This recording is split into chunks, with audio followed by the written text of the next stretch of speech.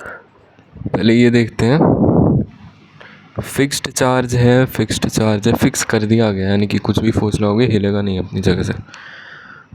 तुम्हें पता है ना कि एक स्टैटिक चार्ज सिर्फ इलेक्ट्रिक फील्ड क्रिएट करता है, एक मूविंग चार्ज इलेक्ट्रिक और मैग्नेटिक फील्ड क्रिएट करता है और मूव कर रहा है with some acceleration, non zero acceleration.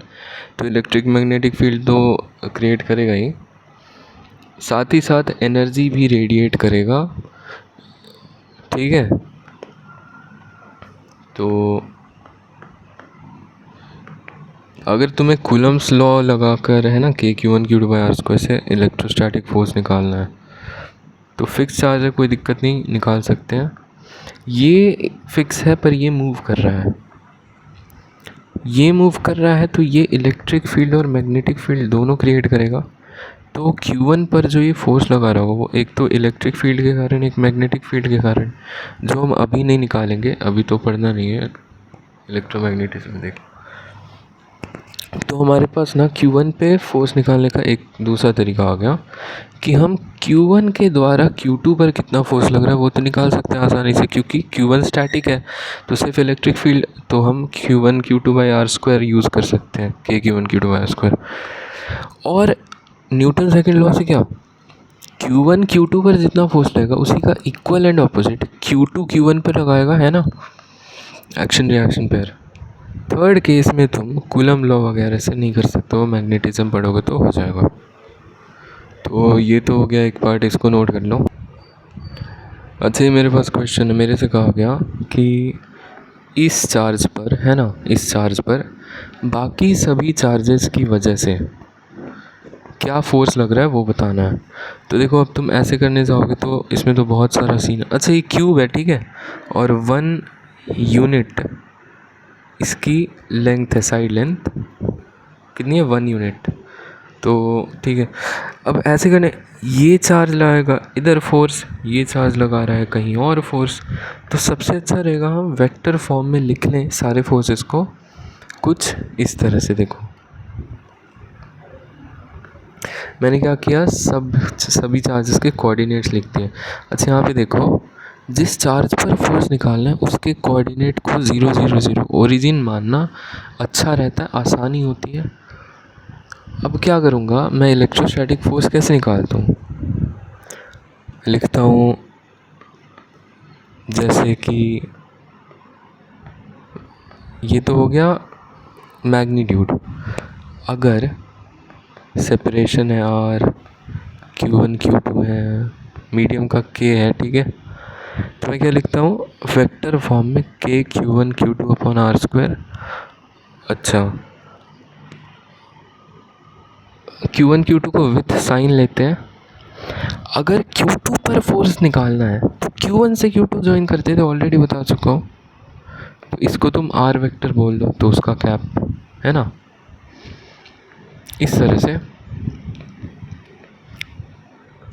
या फिर इसको एक और तरीके से लिख सकते थे ना, K=1Q2/r³ वेक्टर, है ना। तो ये हो गया वेक्टर फॉर्म में। इसी तरह से अगर मुझे इसकी वजह से इस पर फोर्स निकालना है, किसकी वजह से, इसकी वजह से इस पर फोर्स निकालना है,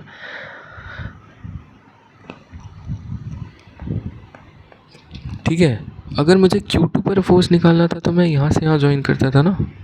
मुझे इस चार्ज पर फोर्स निकालना है तो मैं यहाँ से यहाँ ज्वाइन करूँगा, राइट। तो R वेक्टर क्या हो जाएगा, ये देखो, यहाँ से यहाँ अगर मैं ज्वाइन कर रहा हूँ तो 0 - 0 0 0 - 1 -i², है ना। तो ये वेक्टर हो गया -i²। इसी तरह अगर तुम इसके कारण इस पर फोर्स निकालना चाहते हो तो तुम्हें यहाँ से यहाँ ज्वाइन करना पड़ेगा। तो ये क्या हो गया, -i² -j² -k²। इसी तरह सभी को वेक्टर फॉर्म में लिख दो और उसके बाद ऐड करो कैसे। अब ये भी ध्यान देना कि इन दोनों के बीच का डिस्टेंस, इन दोनों के बीच का डिस्टेंस, इन दोनों के बीच का डिस्टेंस 1 यूनिट है, जबकि इन दोनों के बीच का डिस्टेंस, इन दोनों के बीच का डिस्टेंस और ये दोनों के बीच का डिस्टेंस √2 यूनिट्स है, और इन दोनों के बीच का डिस्टेंस √3 यूनिट्स है। तो वही मैंने लिखा कि जिनके बीच का डिस्टेंस 1 यूनिट है उनकी वजह से हम फोर्स लिख पा रहे हैं, जिनका √2 डिस्टेंस है तो क्या बोलूँ इसमें मैं, मतलब वेक्टर ही ऐड करना है। अब फिर नेट रिजल्टेंट चाहिए तो इन तीनों को ऐड कर दो। मतलब फालतू कैलकुलेशन है, समझने वाली चीज़ थी। अगर ये नहीं समझ में आया ना ये वाला कैसे लिखा, खुद से ट्राई करो एक बार अच्छे से, कोऑर्डिनेट से अपना वेक्टर लिखो। ये चीज़ ध्यान रखना कि अगर Q2 पर फोर्स निकालना है ना तो Q1 से Q2 ज्वाइन करना पड़ता है। तो ये सब लिखो और तुम्हारा काम हो जाएगा। तो ये बहुत ज़्यादा इम्पोर्टेंट है कि कोऑर्डिनेट्स लिखकर काम आसान हो जाता है कभी कभी वेक्टर फॉर्म में। नेक्स्ट हमारे पास find speed of Q2 when separation becomes 2r। अभी तो दोनों बीच का सेपरेशन r है। Q1 फिक्स्ड है अपनी जगह से नहीं लगा। Q2 क्या लिख रखा है, रिलीज्ड फ्रॉम रेस्ट। तो भाई अच्छा मान लो Q1 Q2 पॉजिटिव है, क्योंकि भाई सेपरेशन बढ़ रहा है तो पॉजिटिव ही होंगे ना, या फिर नेगेटिव हो सकते हैं दोनों, ताकि रिपल्शन हो। तो पॉजिटिव मान लो, क्या दिक्कत है। मैं कह रहा हूँ कि इस पर फोर्स इधर लग रहा है और अच्छा एक बात तो Q2 जाएगा भी तो इधर ही ना, क्योंकि रेस्ट से रिलीज़ करा गया है, जिधर फोर्स लग रहा है उधर ही जाएगा। तो अब देखो वर्क एनर्जी थ्योरम यूज़ करेंगे। Work done by all the forces, तो ये राइट साइड में मैं work done by electric force निकाल रहा हूँ, क्योंकि सिर्फ एक ही फोर्स है ना यहाँ पर, इलेक्ट्रिक फोर्स, ग्रेविटी तो है नहीं। और बाकी work done by all the forces बराबर चेंज इन काइनेटिक एनर्जी। तो सिर्फ Q2 को एनालाइज कर रहे हैं अभी, तो Q2 पर कौन वर्क कर रहा है, इलेक्ट्रोस्टैटिक फोर्स।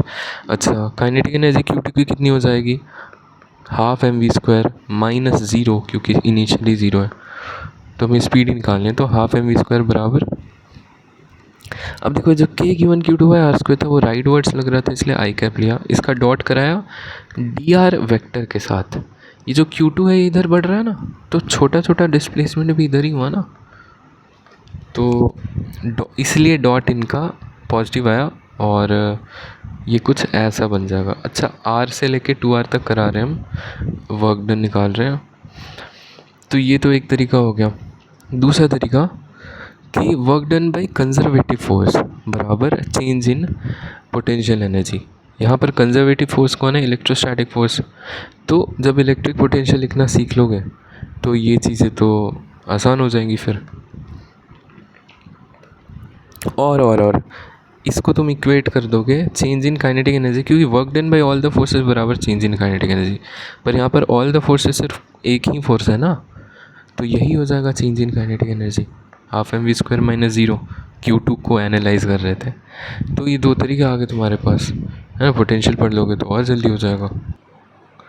ये देखो ये एक यूनिफॉर्मली चार्ज्ड थिन रॉड है, ठीक है, जिसकी लीनियर चार्ज डेंसिटी लैम्डा है। थिन क्यों लिखा वो भी बताऊंगा। अब मुझे बताना है net force on the rod due to this charge Q। तो निकालते हैं। कैसे निकालेंगे, मैंने कहा यहाँ से किसी x डिस्टेंस पर एक एलिमेंट ले लेंगे dx। अब तुम्हें पता है ना कि कूलम लॉ वैलिड हम लगा सकते हैं सिर्फ पॉइंट चार्जेस के लिए। ये तो पॉइंट चार्ज है, ठीक है बढ़िया।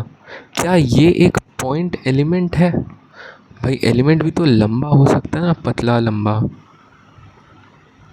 तो क्या ये पॉइंट एलिमेंट है, यही रीज़न था कि मैंने थिन रॉड कहा।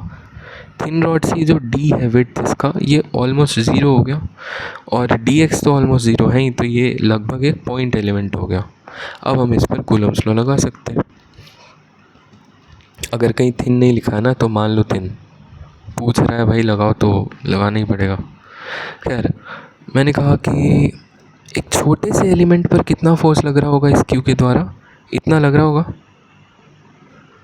तो टोटल फोर्स क्या आएगा, इतना आ गया। अब इसको तुम कर लो कैलकुलेट, तो देखो आंसर ये आ गया। अच्छा, यहाँ पे तुम्हारा टास्क है कि किस पॉइंट पर अगर मैं 1 कूलम चार्ज रख दूँ या -1 कूलम कुछ भी रख दूँ तो नेट फोर्स ज़ीरो है, यानी कि कहाँ पर नेट इलेक्ट्रिक फील्ड ज़ीरो हो रही है तुम्हें ये बताना है, ठीक है। तो पहले तो तुम निकालो, और एक से ज़्यादा पोजीशन भी हो सकती है, कैसे बता रहा हूँ। मैंने कहा कि भाई क्या राइट में कहीं है ना इक्विलिब्रियम आ सकता है क्या, तो मैंने कहा 1 कूलम चार्ज अगर यहाँ पर होता तो -4q इसे अट्रैक्ट कर रहा है जबकि ये इसे रिपेल कर रहा है, ठीक है।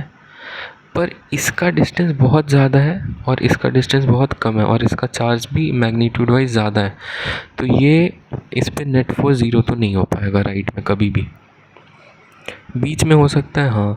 लेफ़्ट में भी इसलिए हो सकता है क्योंकि लेफ़्ट में अगर तुमने 1 कूलम चार्ज रखा तो इस पर एक तो रिपल्सिव फोर्स लग रहा है जो इसके कारण, और एक अट्रैक्टिव फोर्स लग रहा है जो कि इसके कारण है। भले ही -4q मैग्नीट्यूड वाइज ज़्यादा है पर डिस्टेंस भी तो ज़्यादा है, और q मैग्नीट्यूड वाइज कम है पर डिस्टेंस भी तो कम है, तो हाँ लेफ़्ट में भी इक्विलिब्रियम आ सकता है। तो वही मैंने यहाँ पर निकाला, तो हमारे पास 2 इक्विलिब्रियम पोजीशन आ गई, x 12/3 या फिर 12। x मैंने यहाँ से मेज़र करा है, तो या तो यहाँ से 2l/3 के डिस्टेंस पर होगा या फिर यहाँ पर होगा, समझ रहे हो, मतलब यहाँ से कहीं यहाँ पर आएगा इक्विलिब्रियम पोजीशन, मतलब 2l डिस्टेंस पर लेफ़्ट से, सॉरी राइट से। तो यस, ये दोनों हमारा x की वैल्यू होगी। तो आगे बढ़ते हैं।